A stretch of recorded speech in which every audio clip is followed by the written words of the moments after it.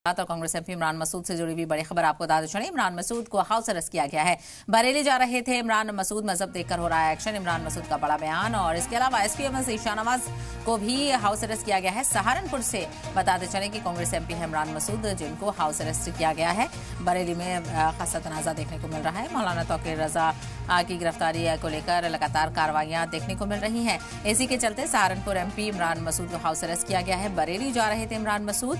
और इसके अलावा सपा एमएलसी शाहनवाज खान को भी हाउस अरेस्ट किया गया है। बताते चलें कि इमरान मसूद ने कहा है कि धर्म देखकर जो एक्शन है वो किया जा रहा है, तो मजहब देखकर की जा रही है कार्रवाई।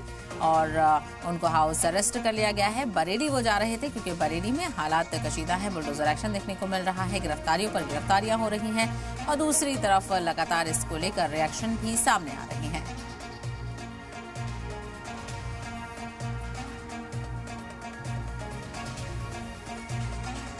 क्या हालात और क्या माहौल बन गया है कि हम लोग तो शांति के प्रहरी हैं। हम तो गांधी की विचारधारा के लोग हैं। हमारा एजेंडा नफरत नहीं हो सकता।